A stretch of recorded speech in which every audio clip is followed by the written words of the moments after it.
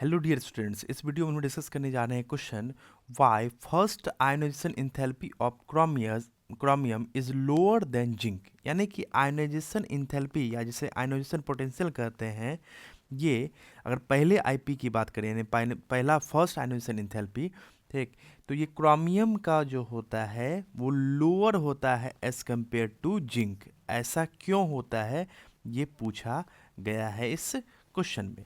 तो चलिए देखते हैं। पहले मैं आपको रिकॉल करा देता हूं कि आयोनाइजेशन एंथैल्पी क्या होता है। तो यदि कोई आइसोलेटेड गैसियस एटम है, यानी कि कोई भी एटम है वो गैसियस स्टेट में है, यानी कि उसके एलिमेंट गैसियस स्टेट में है और आइसोलेटेड है यानी कि अकेला है, यानी कंबाइंड फॉर्म में नहीं है, तो उससे इलेक्ट्रॉन निकालने में जो एनर्जी रिक्वायर्ड होता है उसे हम आयोनाइजेशन पोटेंशियल या आयोनाइजेशन एंथैल्पी कहते हैं। अब अगर पहला इलेक्ट्रॉन निकालेंगे तो इसे हम आईपी फर्स्ट कहेंगे। अगर हम सेकेंड इलेक्ट्रॉन निकालने के लिए जाते हैं, ओके, तो इसे हम आईपी टू कहते हैं। ये आप ऑलरेडी जानते होंगे। Okay, IP means ionization potential या आयोनाइजेशन एंथैल्पी, या इसे आयोनाइजेशन एनर्जी भी कहा जाता है। तो अब हम समझते हैं कि अगर मान लीजिए स्टेबिलिटी ऑर्डर आप जानते हो फुल फील्ड सबसेल का ज़्यादा होता है as compare to half filled subshell, यानी कि अगर कोई फुल फील्ड सबसेल है, जैसे कि यहाँ देख सकते हो आप 4s2, तो इससे इलेक्ट्रॉन निकालना क्या होगा, टफ होगा। अब जब इससे इलेक्ट्रॉन निकालना टफ होगा तो इसके लिए हमें क्या देना होगा, एनर्जी हाई देना होगा। जबकि क्यों हाई देना होगा एनर्जी, क्योंकि ये स्टेबल ज़्यादा होता है।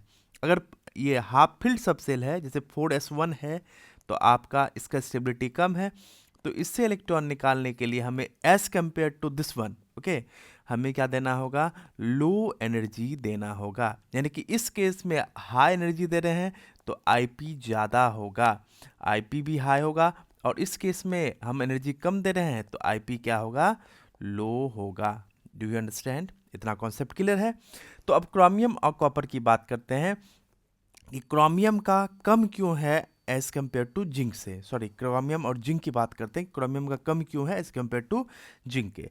तो यहाँ देखिए, क्रोमियम का ये इलेक्ट्रॉनिक कॉन्फिगरेशन होता है, आप देख सकते हैं इसका आउटर मोस्ट में क्या है, 4s1 है, यानी कि हाफ फील्ड सबसेल है। जबकि जिंक में आप देख सकते हैं क्या है, 4s2 है, यानी कि फुल फील्ड सबसेल है।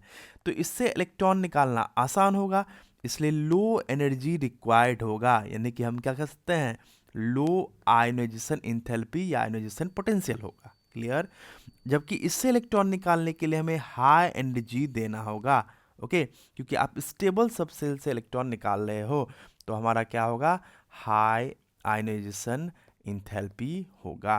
इसलिए क्रोमियम का जो है लो होता है एज कम्पेयर टू जिंक, क्योंकि क्रोमियम में क्या है, outer most half field 4s1 subshell है, और यहाँ पे आप देख सकते हैं फुल फील्ड 4s2 सबसेल है। ऐसे इन्फॉर्मेटिव वीडियो के लिए सब्सक्राइब कीजिए हमारा चैनल केमिस्ट्री कैटलिस्ट। अगर आपको वीडियो पसंद आया तो कमेंट करके हमारा उत्साहवर्धन करना ना भूलें। Thank you.